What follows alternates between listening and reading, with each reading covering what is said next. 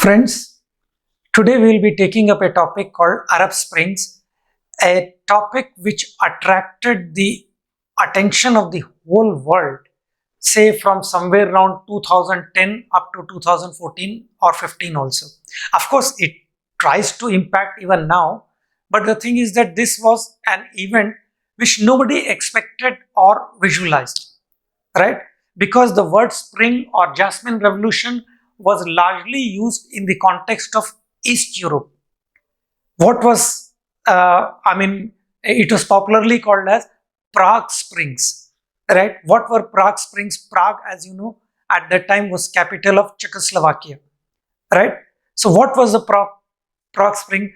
As you know, after Second World War, please listen to my lecture on Cold War. After Second World War, this entire region, what we call as East Europe, was literally liberated and literally occupied by Stalin. So as a result, Stalin ensured with his famous sentence, "We want safe borders." Stalin ensured that a communist regimes are established in all these countries, whether it was Romania, whether it was say Bulgaria,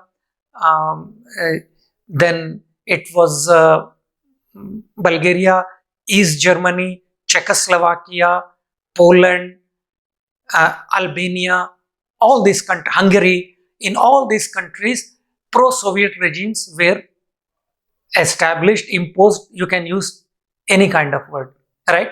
So as a result, they remained under communist tutelage for a very, very long time, right?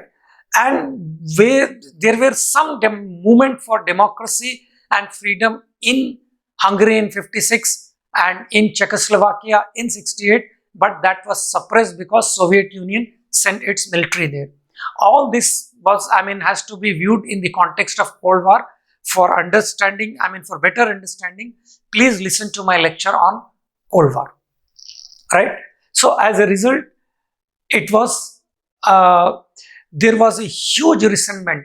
Communist, although it promised equality, it promised full employment, it promised absence of ethnic tensions, all this euphoria it created. Once they came to power, they did not deliver on these promises and something reverse happened. It led to food shortages, it led to huge amount of ethnic tensions, it led to exploitation. In fact, Politburo of Communist Party became the biggest privileged class there. It led to wide-scale corruption, looting of people, right? Suppression, taking away their rights, and other things. That's why I tell you, I'm always wary about the concept called equality. Equality, irrespective of its desiderata, that is desirableness, actually is normally used or misused to take away existing freedoms, right? And that is exactly what happened in most of the communist countries, or rather all communist countries, right? So the thing is that there was literally a revolt of people within these countries, and all these communist countries fell like 9 cards or 9 pins from one country. It started with Poland under Lech Walesa. His solidarity movement expanded. Situation came to such an extent that in Romania, the ruler, Ceausescu, was literally killed, he and his wife, right? And the amount of wealth which he looted can be known by the fact that in his palace, right, the toilets were made of gold, right? That is the extent to which all these dictators looted in the name of promoting equality. There was mass scale unrest in all these countries, and finally, as you have seen, communism collapsed in all these countries, and its collapse was sudden and complete, right? Yeah, and not only in these countries, but it collapsed in Soviet Union itself, right? So this was called as Prague Springs. It led to establishment of democracy in almost all these countries with promise of free press, freedom, and democracy means all these are the consequential benefits of democracy, a free society and all that, right? So something similar happened here in these countries. That is what we call as Arab countries. What do you mean by Arab countries? If you look at the map, West Asia and northern part of Africa, not the sub-Saharan Africa, Saharan Africa, right? Countries like Tunisia, Libya, Egypt, all these are we call as part of Arab. Normally, the word Arab refers to West Asia, but it is extended part of West Asia, which projects itself into African continent as well. So the entire North Africa is also part of larger Arabia, right? So the thing is that it started in this region, extended to other regions, right? But it did not result in establishment of democracy the way it happened in case of Prague Springs. Why it did not happen? I don't want to go too much into all individual countries. It's not possible also, nor it is required. But I'll be taking some countries here and there so that you can get an idea as to why, when Prague Springs succeeded in establishing democracy, right? Why similar result did not follow in case of Arab Springs. Now let us see what is Arab Springs, right? Arab Springs or Jasmine Revolution. Why it is called as Jasmine Revolution? Because jasmine happens to be the national flower of a country called Tunisia. Where is Tunisia? In northern part of African continent, right? It started from there and it started and extended to other regions. Now question is, why did it start? Right? Many of you think that, well, it started because of what was the name of that boy? Boz Ghazi. Boz Ghazi, he an unemployed, semi-educated youth, partially educated youth. He was slapped by a lady constable for selling fruits without permission. Right? Now, sheer out of humiliation, he burnt himself. Subsequently, he died, like he committed suicide. His suicide led to mass protest and resentment all round against the regime of Ben Ali. Right? So, as a result, this protest spread like wildfire, and finally which led to collapse of the regime called of Ben Ali. Do you think it is so simple? These events keep occurring all over the world in third world countries. Police beating people is such a common occurrence even within our own country. Why did it not lead to that kind of revolution? As I said, it's a phenomena, typical third world phenomena all over the world, right? So, do you think that was the reason? That would be a very superficial way of looking at Arab Springs. That's not the reason. That was at best an immediate trigger, right? Reason lies elsewhere. This kind of resentment against the regime was brewing for a very, very long time. And the suicide of this boy was simply an immediate trigger, right? Some sort of, it was already sitting on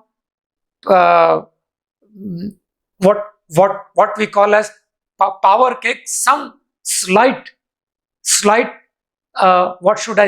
was needed to, slight fuel was needed to engulf the entire region into fire, right?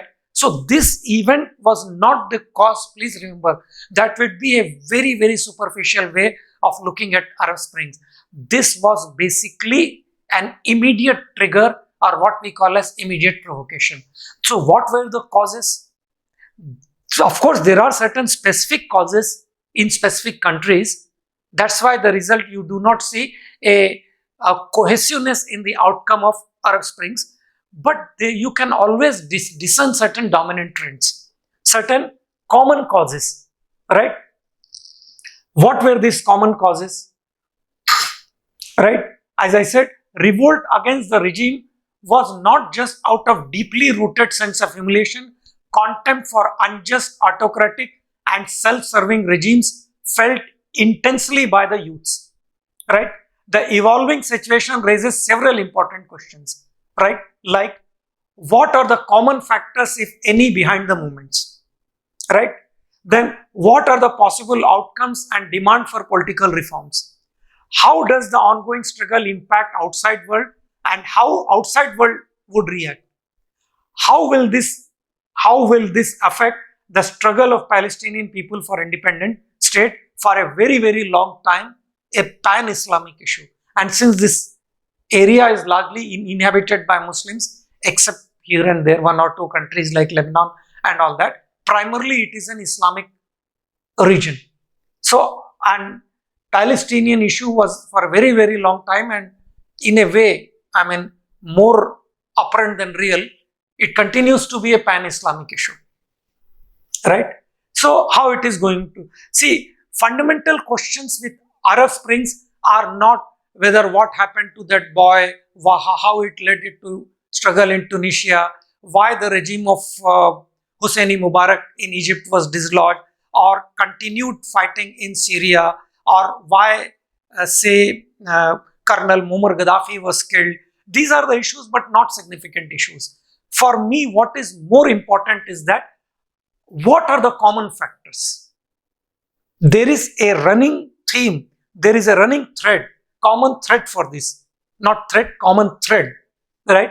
And this, behind this movement, what are the possible outcomes for the demand for the regimes? I mean, the way Prague Springs led to reforms, which finally led to consolidation of democracy in Eastern Europe. Similar things we do not find here. What are the reasons, right? How does the ongoing struggle impact the outside world, and how outside world would react, and how it is going to impact Palestinian problems, right? Then let us see what are the common causes, the common, what I call as the dominant trend in this entire region, right? Dominant trends are corrupt regimes, without any doubts. These regimes, see, more power means more corruption. That's the standard. You can take it in writing that wherever regime is more powerful, it will always be more and more corrupt, right? See, that's why one of the famous writers, Ayn Rand, used to say, the more a corrupt regime, the more it legislates. It will make so many laws to make law abidingness itself impossible, right? As a result, people will be compelled to break laws, and that becomes an important source of corruption. So all these regimes, all autocratic regimes, all totalitarian regimes, all powerful regimes invariably are corrupt regimes, right? So corrupt regimes, deep-rooted sense of humiliation, and in all such regimes, people are humiliated day in and day out by the corrupt governance structures, right? Then injustice by autocratic regimes, are by nature, these regimes are unjust because they cannot be otherwise. Then human rights violations, these are the common things in all such regimes. There will be grave violation of human rights. Then concentration of wealth, I'll come to this point later, oppressive government structures, and obviously all this will lead to economic decline. And concentration of wealth, you can assume by the fact that, I'll give you an example from some other region. Just imagine a ruler by name Mobutu in Zaire. The amount of wealth which he looted was enough to offset the fiscal deficit of Zaire. He had an aerodrome behind his house. That is the extent to which he looted. In coming to this region, the way these leaders looted their own countries, normally I don't believe in naming people, but here for your understanding I have to. Take for example Ben Ali in Tunisia, Hosni Mubarak in Egypt, or Colonel Muammar Gaddafi in Libya, Ali Abdullah Saleh in Yemen. They literally looted their country, just like Mobutu or any other corrupt autocratic rulers, including many communist leaders, right?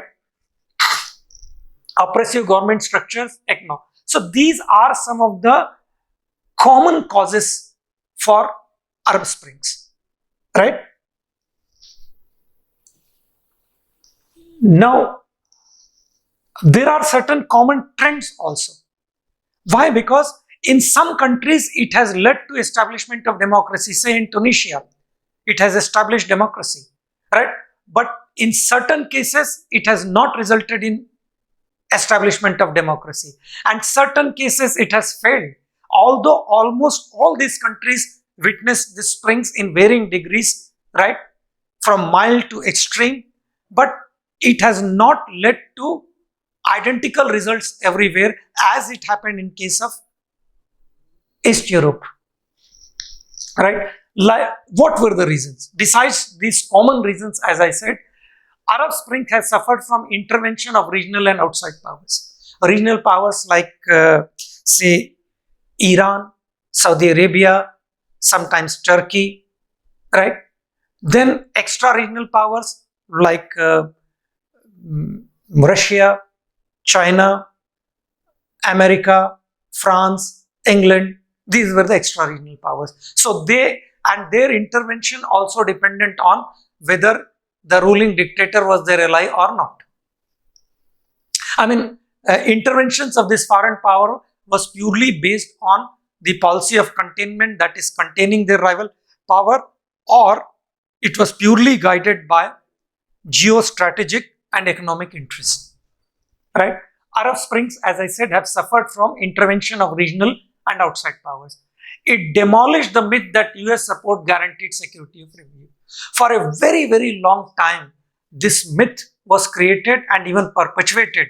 And for various reasons, people accepted it because they thought that American support, howsoever your people may turn against you, but American support is enough to ensure the survival of the ruling regimes. This was the fundamental premise. That is true to a large extent, even true. Look at Saudi Arabia, look at Bahrain, look at many of these countries, right? Where people are basically against regimes, but it is American support which is, including Saudi Arabia, which is ensuring the support, which is ensuring the survival of those regimes. But Arab Springs has demolished this myth.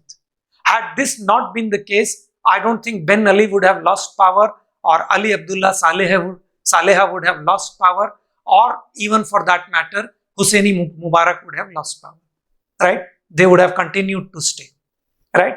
So it demolished this myth that American support is enough to ensure the survival of and security of the regime. Then there is a huge Shia-Sunni angle which is far more deep-rooted than Pan-Islamism. I'll cover about Pan-Islamism, Shia-Sunni angle. Please hear my lecture on West Asia, which is very, very important. Without that, you won't be able to understand or appreciate Arab Springs, right? You know, there is a sort of, although Cold War ended from the world, there is a regional Cold War which is going on inside West Asia between Iran and Saudi Arabia. And that too largely it is based on sectarian clash, that is between Shias and Sunni. Iran is Shia and Saudi Arabia is Sunni, right? In fact, most of the problems in Gulf countries are extension of these schisms within Islam. More of it, please hear my lecture on West Asia. Right? There is a struggle for domination between Saudi Arabia and Iran. As I said, Saudi Arabia is primarily a Sunni country and it considers itself to be the leader of all the Sunni countries, and by and large, because of its economic might, other Sunni countries even accepted that domination, except right now, because of various factors, Turkey is questioning that domination, right? So, and similar is the domination of Iran over not only the Shia countries, but Shias all over the world, right? So this is the thing. So it is also supported by USA because Saudi Arabia is huge importer of US weapons besides being chief exporter to USA. So there are other powers which are backing these regional powers. Other powers means United States is backing Saudi Arabia and Russia is backing Iran. I mean, the intricacies, the interlinkages of these issues I'll be covering more on my lecture in West Asia. Then Israel and US would prefer a government in Syria and how it is going to impact Syrian problem. All that I will cover when I cover West Asia, right? Why, what are the interests of foreign powers and all that. Simply you can look into these points. Why US took military action in Libya, why not in say Egypt or against Ben Ali in Tunisia. These are different stories, I'll tell you later, but for the time being you simply read this, right? Now let me individually cover, because there are some statistics I'll have to read out from the book. I cannot mention it here. See, Tunisia, we'll start from a country called Tunisia. This is the reason why it is also called as Jasmine Springs, right? It started from Tunisia on December 2010. As I said, it was not simply the suicide of Bozghazi, I mean that fruit seller, but there were many underlying deep-rooted causes. That was at best an immediate trigger, right? So, brief history of Tunisia, I'll cover all these things briefly, right? Without going into detail. Tunisia became independent, as you know, on 20th March 1956 from France, right? And who came to power? One of the important freedom fighters by name Habib Bourguiba became the first president. And he literally declared himself to be the president for life. And who was his prime minister? Ben Ali. And this continued from almost from 56 to 1987, almost for 31 years, right? Habib Bourguiba ruled with an iron fist. Then there was no movement towards democracy, but some internal power struggle between Habib Bourguiba and Ben Ali, right? So Ben Ali, it is unheard in the history of world or civilizations, whereby a leader, I can understand political coups, military coups and other things, he committed a medical coup, right? What is this medical coup? Medical coup, he declared his boss Habib Bourguiba, who Ben Ali, the prime minister, declared Habib Bourguiba to be of unsound mind, senile. He managed a medical certificates, and you know how such things are managed in all third world countries, including India, right? As a result, he managed to get a certificate that this old man has turned senile and took over power in Tunisia. And in order to ensure that there is no revolt from the side of the people, he promised democracy. He said there will be elections, there will be democracy, it will be multi-party system. All these promises he made, right? So naturally people also felt happy. Nobody resisted that change. Then, although he promised that, but he kept coming back to power through fraudulent elections, right? All elections in these countries were completely, firstly they never had elections, but wherever there was semblance of elections, it was completely fraud and rigged in favor of the ruling party. And that is how Ben Ali kept coming back to power through fraudulent elections, right? And he kept on promising democracy and started grooming their own children, because nepotism is a disease with which no society, no institution, no government, no business is free from, right? Instead of simply saying that it is confined to Bollywood, it would be, total travesty of facts, right? As I said, it's a universal and global phenomenon, right? So as a result, Ben Ali while speaking about democracy, while promising political reforms, kept on indirectly started promoting their own children. And as I said, all these regimes were corrupt. Just look into the common causes, revolt against unjust regimes and other things. Just common causes, corrupt regimes, deep-rooted sense of humiliation, injustice, autocracy, human rights violation, concentration of wealth, oppressive government structures, economic decline, unemployment. See, things like poverty, unemployment and all this were the natural consequences of this kind of political structures, right? So as a result, there was already mass scale resentment against Ben Ali, which was brewing, right? And because of all these factors, unemployment, economic decline and all that, hatred for the regime was already there. That one incident whom many people foolishly think is the cause, as if you would have avoided that one incident, you could have avoided Arab Springs. That it is very, very superficial way of looking at the problem, right? If not that incident, any other incident would have, sparked this kind of revolution there, right? So as a result, and that particular event of Bauzazi acted as an immediate trigger, and there was a mass scale upsurge against the regime of Ben Ali.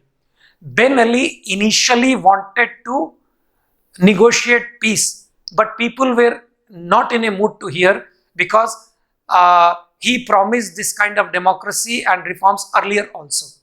Then he wanted to, through Gulf Cooperation Council, which is an organization primarily of Saudi Arabia, headed by Saudi Arabia, and this was a pro-American regime supported by Saudi Arabia. He wanted to influence, and in order to continue his regime, but Saudi Arabia and America also thought that, well, resentment among people is completely so deep-rooted and so total that it would not be a very wise decision to intervene or ensure the continuity of Ben Ali. Although they tried initially through informal channels, but they were wise enough to read the writing on wall. As a result, Ben Ali could not withstand the popular upsurge, and with the help of Gulf Cooperation Council, he, along with his wife Laila, went, and all family members, fled to Saudi Arabia, which offered him protection, and he looted the wealth of Tunisia to such an extent that the whole country was impoverished, right? So they convicted him for 45 years in absentia, but that doesn't mean much as long as Ben Ali and his families are protected by Saudi Arabia. So what happened there? Some sort of a coalition government came initially with the help of Islamic Brotherhood, and today Tunisia is a country which is on the right trajectory towards economic growth, because there is democracy has stabilized there, right? This is about Tunisia. A coalition government today is ruling Tunisia. Now coming to the next country, because as I said, from Tunisia it spread to other countries. In fact, it engulfed the entire Gulf countries. But you will not hear about them because it was suppressed initially itself. See, the next country where Arab Spring spread was Egypt. Egypt, as you know, was for a very, very long time a non-aligned country, and I'll just look into the book and let you know about some historical details. It got independence in 1952.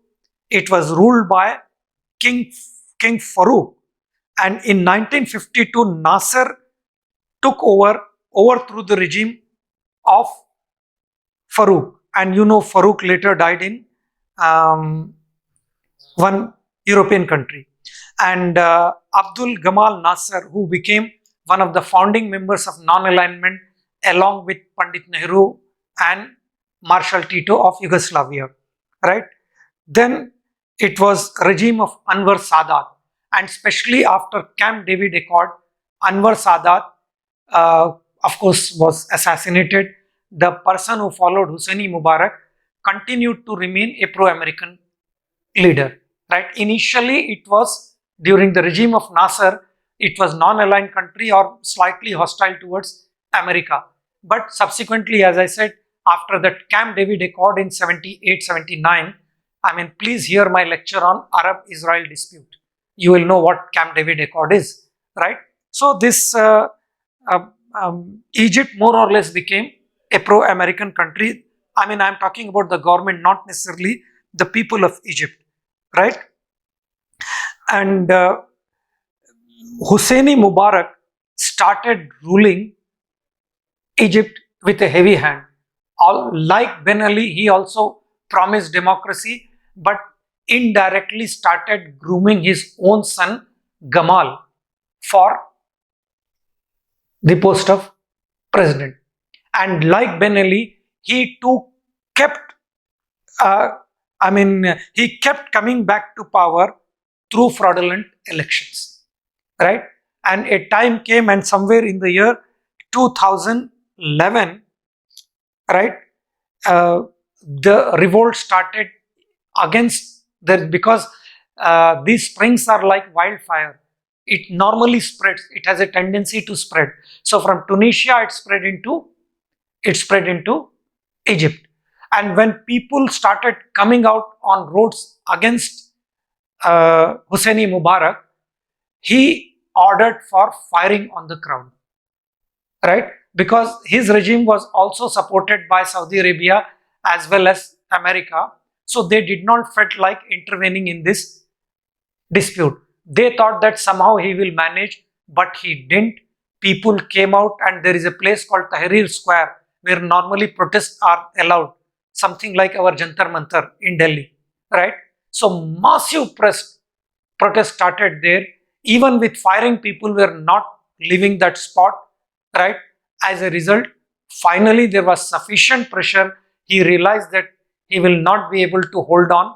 As a result, he went to his farmhouse in a place called Sharm el Sheikh along with his family, and Islamic Brotherhood under the leadership of Mohammad Morsi, Islamic Brotherhood Party, came to power under the leadership of Mohammad Morsi through elections, right, of Muslim Brotherhood. But the thing is that this party also turned out to be, besides being highly fundamentalistic, turned out to be corrupt and oppressive.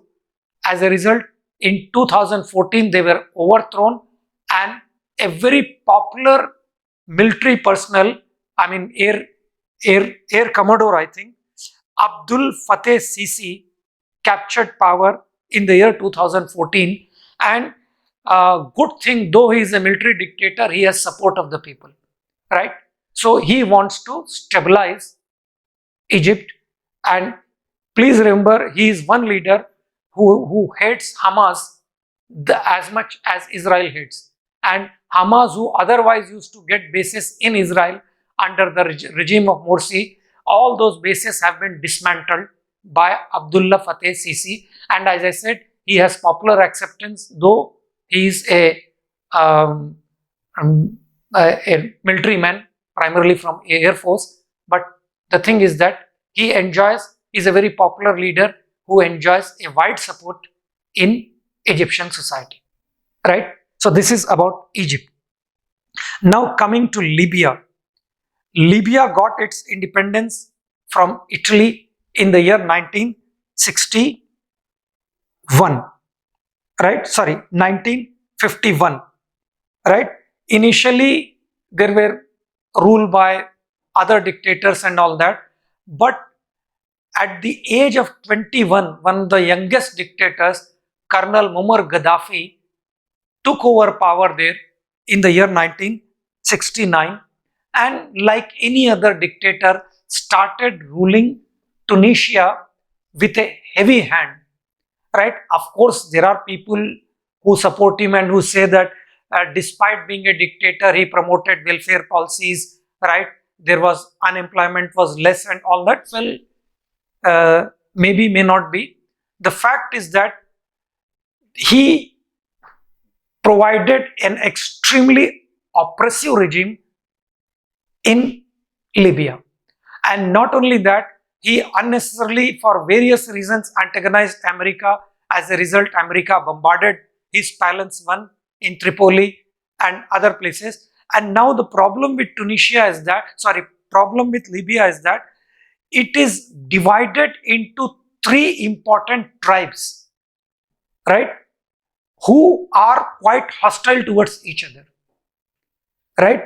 And the tribe to which Muammar Gaddafi belonged, when he was ruling, he committed atrocities on other tribes also. So that schisms and fault line in that society always existed, right? And which were put down with a heavy hand by Colonel Muammar Gaddafi. But as I said, somewhere down the line, he antagonized America, and so America turned against him. In turn, he was backed by China and to an extent Russia, both hostile countries to America. And Libya is endowed with huge resources of oil and natural gas. So as a result, he provided a semblance of prosperity also. I mean, to be fair to him, he did provide a semblance of development and prosperity in that region, but that was not enough to curtail the desire for freedom and ethnic fault lines inside Libya. As a result, when revolt started against Colonel Muammar Gaddafi, he wanted to suppress that revolt with a heavy hand, using even tanks and rocket launchers against his own people. And not only that, as I said, there were external dimensions to this. Countries like France, England, and America directly intervened into this particular civil war from the side of protesters and ensured that Muammar Gaddafi is put to an end. As you must have watched on television, he was publicly killed by a protester, right? And these protesters were openly backed by America, France, and England, and some indirect support by Saudi Arabia also, right? So, and Colonel Muammar Gaddafi was publicly killed, and now there is some sort of a democracy in Libya, but we do not know how this democracy is going to manage the ethnic fault lines inside Libya, right? Frankly speaking, if you ask me, I feel maybe within a decade, Libya also would be divided into three countries, as I said, based on ethnicities, because as it appears that their differences seems to be irreconcilable, right? So this is about Libya. Now you may ask me, sir, why did England, France, and America intervene in case of Gaddafi, and why not in case of Ben Ali and Hosseini Mubarak? For the simple reason, they were allies of America, and Colonel Muammar Gaddafi was inimical country to America, right? So this was the reason. Now coming to next country to witness this was Yemen and Syria. Now Syria, it's a very, very tricky situation. It became independent in 24th October 1945. Then there was a Ba'ath Party in 1963 which came to power.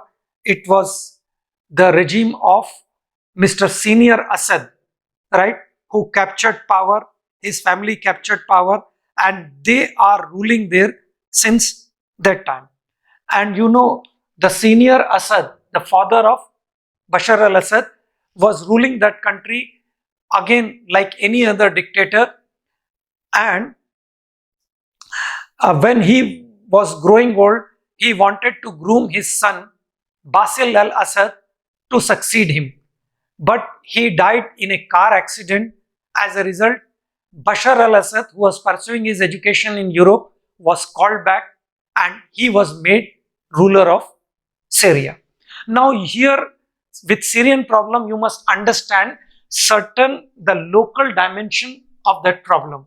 And what is that local dimension? It is basically, it has to do with ethnicity, right? It has to do with ethnicity. And what is the problem? Their demography is very, very important.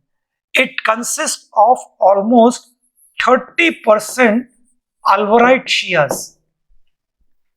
And there is in Islam, right from, very long time, they had this, what should I say, intra-Islamic clashes. That is between Shias and Sunnis over certain theological reasons. Please listen to my lecture on West Asia.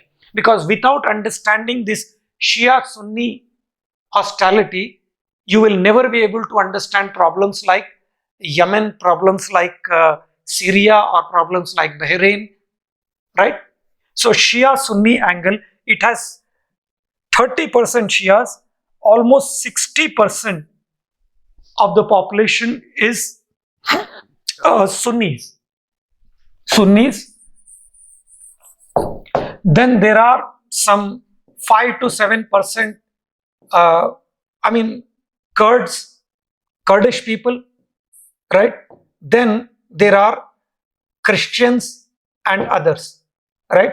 There are Christians and others. Rest are Christians and others, right?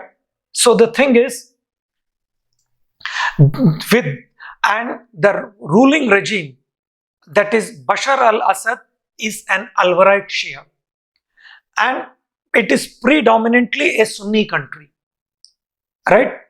And Sunnis nowhere in the world tolerate the regime of Shias, as Shias do not tolerate the regime of Sunnis, right? Like, I'll give you one example, that is example of Bahrain. After you have noted down 30% Alawite Shias and 60%, not exactly 60, you can call it as somewhere around 58% are Sunnis, 5 to 7% Kurds, and rest Christians. This is the demography. And as I said, Bashar al-Assad and their family are Alawite Shias, right? So some sort of a civil war-like situation, though it was suppressed heavily by Assad family, it began after. There were roots of it earlier also, but it became quite prominent after 2010 because of Arab Springs. Now, problem is that there is a civil war going on since that time against the regime of Bashar al-Assad. Now, this civil war is being supported by outside powers, both regional powers and extra-regional powers. See, Iran is supporting Shias, the ruling regime, because Iran is predominantly a Shia country and the ruling regime is Alawite Shia, that is Bashar al-Assad. Now, these Sunnis are being supported by Saudi Arabia, right? And Kurds are being supported indirectly by Israel and America also, right? So these are the three fault lines inside Syria. While this fighting is going on, they are being supported with arms, with money, with diplomatic support by extra-regional powers also. Like, the ruling regime is being supported by a regional power like Iran, and extra-regional power like Russia. Here, extra-regional power like Saudi Arabia and USA, sometimes it is UK, France also, sometimes with brief appearance, but primarily USA, the consistent support of USA. So the entire Syrian situation got enmeshed into global politics, right?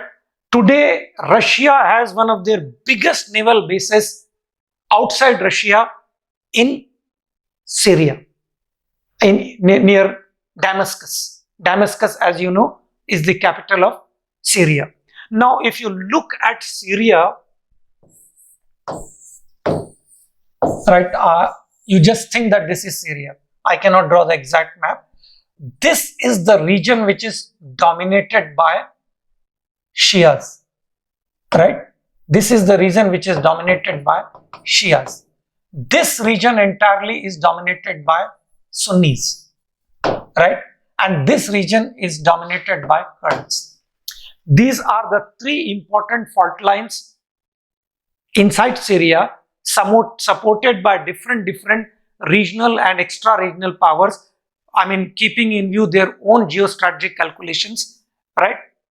So now this war is going on, and there are not one or two, at least 50 various, call them liberation organization or terrorist groups like Al-Nusra, including ISIS also captured a part like Aleppo and this region of Syria, for it was under the control of Islamic State of Iraq and Syria, right? And sometimes there is clashes between this Al-Nusra group and ISIS, right? And you'll be amazed to know that here America is supporting two different factions of Al-Qaeda. It could be news to you. Al-Qaeda, an organization which America considers as its enemy number one, because founder member was Osama bin Laden. But it may surprise you that Syria is a place where Al-Qaeda is being supported by America. Now, heavy bombing, heavy fighting is going on in Syria, right? And as the thing stands, we do not see any end to this kind of civil war, because both the ruling regime and the opposition groups are being supported by the regional powers as well as extra-regional powers. So this entire issue has got enmeshed more into global politics rather than to the Arab Springs. But Arab Springs also has spread in Syria. Now, as I said, this fighting is going on. We don't know when this, and there has been great human rights violations. There has been huge displacement of people. At least millions of people have become refugees in their own country. Lakhs of people have lost their life. And as the thing stands, as I am speaking today, we do not see any end to this civil war in Syria, right? Now, what is the stand of India? I'll tell you towards the end of the topic, right? So this is about Syria. Now, let me take one more country, and one thing let me tell you about Bashar al-Assad. Bashar al-Assad is not a very obscurantist leader on account of his education in Western country. He was very liberal. In fact, it is said that he genuinely wanted to establish democracy inside Syria, and he carried different factions together, with him. But as I said, it is very difficult to overlook one of the important schism within Islam, that is schism of Shia and Sunni. Although you may say that, well, when I talk to Muslim scholars, they hand over me a copy of Quran and they say, show me at one place where it is mentioned Shia and Sunni. Islam, Quran talks only about Islam. Fine, I'm not disputing that. But please understand what happened after 4th Khalifa, right? Why did this schism start? I'll be explaining you all this. As I said, please hear my lecture on West Asia, right? There I'll be briefly covering the Islamic history also, along with institution of Khalifa, right? So as a result, I don't think 60%, almost 60% Sunnis would have tolerated the rule of 27 to 30% of Shias, right? So this is about Syrian issue. Now, one more country which I would like to cover in Arab Spring is a country called Yemen. This I would like to cover in greater detail because currently you can find this problem. See, in 67, Yemen became free. Then it was divided into North and South Yemen for a long time. And in 1990, it was unified. Right? It was colony of Britain. Then it was ruled by a leader by name Ali Abdullah Saleh. Like Ben Ali, he ruled with an iron fist. He kept on promising democracy, but again, as I said, through fraudulent elections, he kept coming back to power. And as I said, like any other successful person is bitten by the bug of nepotism, he started promoting his own, started grooming his own children to succeed him while promising democracy, right? As a result, when Arab Spring spread from Tunisia to Egypt to Libya to Syria, it also spread in Yemen. And once it started spreading in Yemen, right, there was a huge resentment and opposition to Ali Abdullah Saleh, right? So initially, like quite unlike Ben Ali and quite like Colonel Muammar Gaddafi, he started using force, he started using tanks and everything against protesters. But by the time protests were too huge to be ignored or to be contained, Ben Ali promised that he will leave the country, and he said, let there be democracy, right? When his loyal forces were not able to fight the protesters, so he fled to Saudi Arabia because, as I said, it was pro-American and pro-Saudi regime, right? So Saudi Arabia, initially gave him shelter, and finally when protesters were trying to work out a government formation arrangement, Ben Ali again came back and started again the fighting or civil war like situation started, and a time came when Ali Abdullah Saleh could read the writing on wall and told protesters that this time genuinely I want to step down and establish democracy there, right? And it was accepted, yes, and this time protesters agreed to his demand.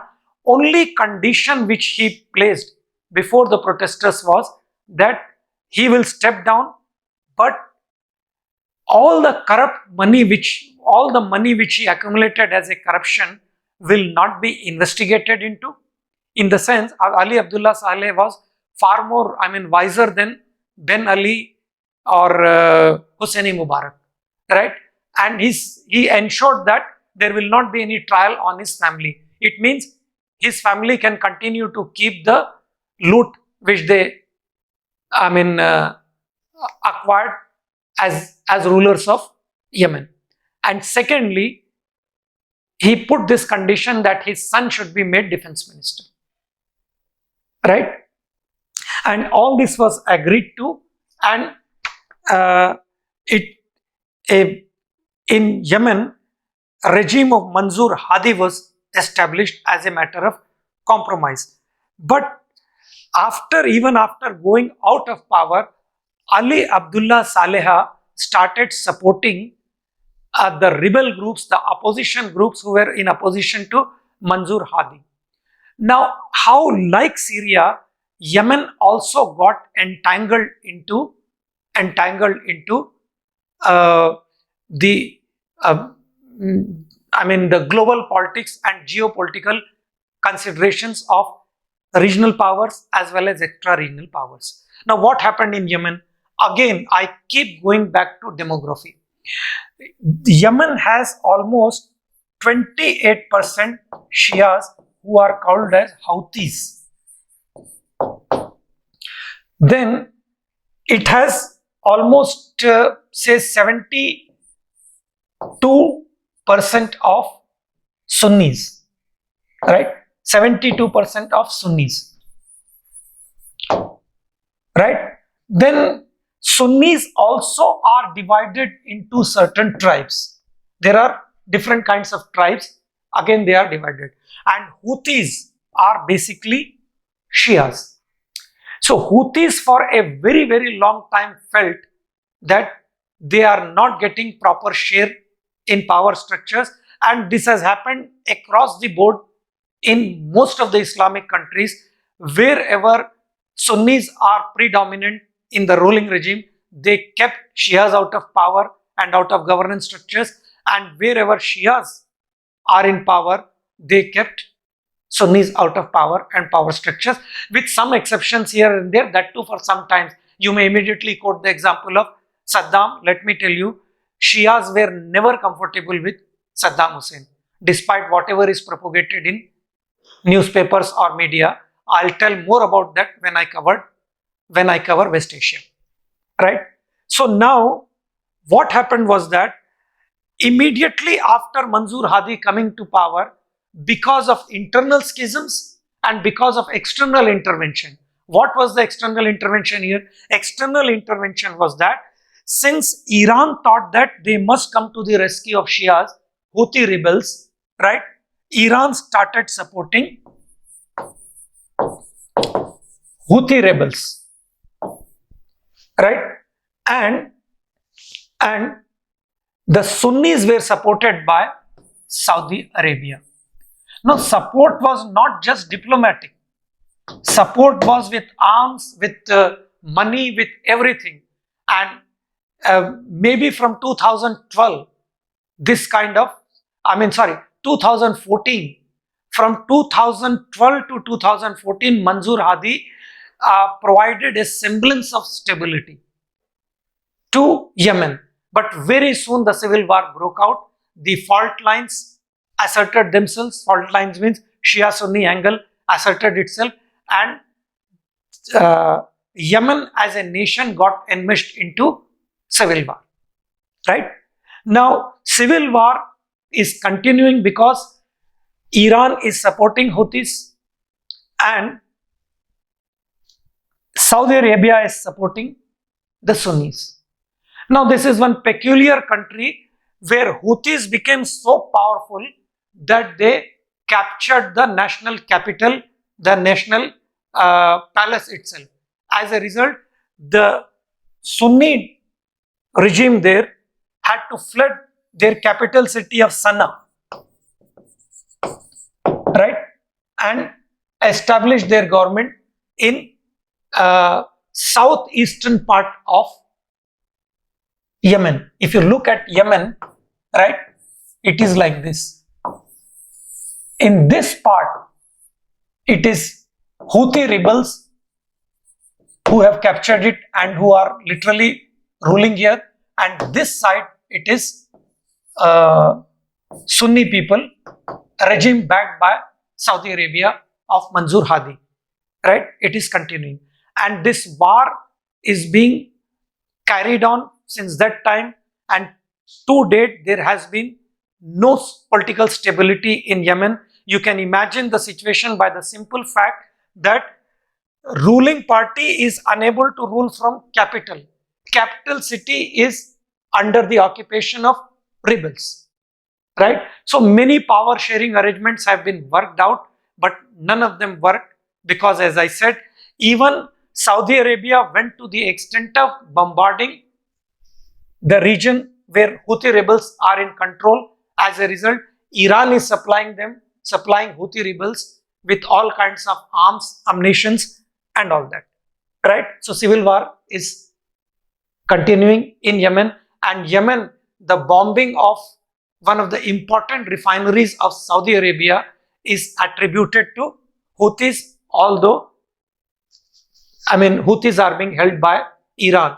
So as a result of that bombing, the recent incident that Aramco refinery, the same company which had deal with Mukesh Ambani, some $1 billion deal, right?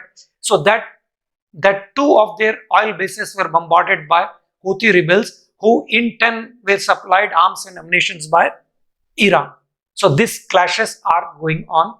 We don't know the kind of solution which finally emerges. The only solution which I can think of is dividing Yemen into two, this region being given to Shias and this to Sunnis. This division of Yemen can only provide lasting peace to the country called Yemen. So you have seen, and similar impact you can see in, say, a country like Bahrain. Bahrain, 70% of the population is Shia, 30% is Sunnis. No, sorry, 25% Sunnis, and maybe 5% Ahmadiyas and other sects of Islam. But problem is that despite Shias being 70%, it is ruled by a Sunni dictator. And here dictator is being supported by Saudi Arabia, and the rebel groups are being supported by Iran. Here logically actually there should be rule of Shias because they constitute 70%, but that is not to be. As a result, some sort of dormant civil war is going on in this country also, right? Like this you can keep extending. Today almost most 90% of the West Asian countries are in turmoil. Primary reason is Shia-Sunni clashes or some sort of a struggle for dominance in the West Asia and the whole Islamic world. And this struggle is between these two countries, that is Saudi Arabia and Iran. And of late, a country like Turkey also is planning to create its own sphere of influence, right? So for this reason, as we have seen, Arab Spring succeeding in, say, a country like Tunisia, where it has provided some sort of a political stability. It succeeded in Egypt, but we don't know how far it will be stable there, right? Because of clash between Muslim Brotherhood and the ruling regime of Abdullah Fattah Sisi, right? Similar kind of stability we could not witness in Libya, although apparently there is. But as I said, tribal loyalties and ethnic fault lines are far too strong to provide a composite nationhood idea. Then we can see Arab Springs has literally resulted into civil war or a full-fledged war. In fact, you can't call it a civil war because outside powers are involved in it, like in Syria as well as Yemen, right? So this is broadly about Arab Springs. Now question arises, where India stands in this, right? Where actually India stands. See, India will have lot of balancing to do. Why balancing? Because our interests are not tied to any one country, right? We have our interest is at stake, right? Even with adversary countries. Like, we cannot antagonize. If we side too much with Iran, we will be losing support of Saudi Arabia. If we side too much with Israel, we could be losing support of Islamic world. If we side too much with Arab countries, we will be losing the support of Israel today, which is critical for India's security and defense purposes. So India normally speaks in general terms, right? Like saying that, well, there should be state of Palestine, but not without violence. Israel has every right to exist, right?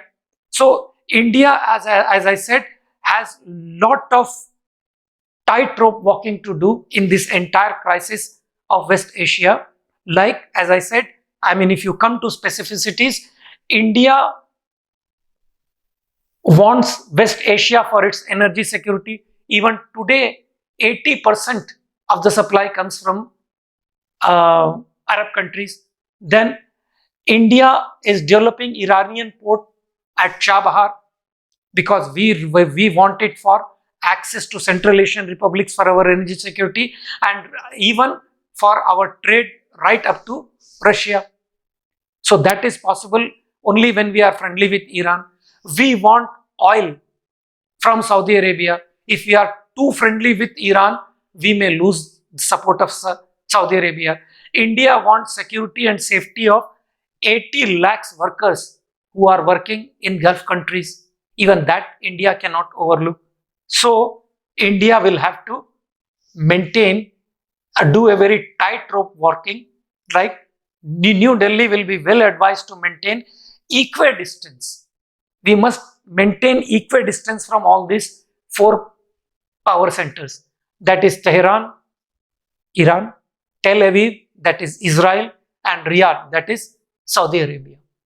While diversifying energy imports to the extent possible away from a volatile and conflict-prone region. Obviously, it is conflict-prone region. That is the reason why India is trying to diversify its oil imports. Today, we are trying to import oil from countries as far as Venezuela, Nigeria, and even Central Asian Republic. That's the reason why India built Chabahar port. That also is the reason why we cannot overlook Iran while cultivating our relations with Saudi Arabia. So India has a lot of balancing act to do. It cannot be seen to be completely aligned with any one power, right? So all these three power centers are important for India, and India is playing its cards very well by not antagonizing any of these three powers. In turn, we are getting support from all the three powers, like we are getting oil from Saudi Arabia, plus so many Indian workers are working in that country or its friendly countries like UAE. We want military hardware and counter-terror equipments from Israel. As a result, we are friendly with Tel Aviv, that is capital of Israel, right? Then we want Chabahar port, which is strategically very important for India, and some kind of oil supply from Iran. As a result, we are trying to cultivate Iran also. So India our diplomacy is playing its cards very well. That is not aligning completely with any of these three important power centers, and as I said, in order to protect its own interest. So this is about Arab Springs. As I said, unlike Prague Springs in East Europe, it did not establish democracy, right? Everywhere, the impact has been quite uneven. Why it has been uneven, I have already explained it to you. Now, how it is going to impact Palestinian problems, because I feel Palestinians have badly discredited their cause by supporting mindless violence of Hamas. And secondly, many of these countries today are trying to, Arab countries who are supportive of the Palestinian cause, who are quite hostile to Israel, today they want a friendly relations with Israel. So it is a very volatile situation, and India is doing well to diversify its oil import basket, right? With this, I conclude. Thanks.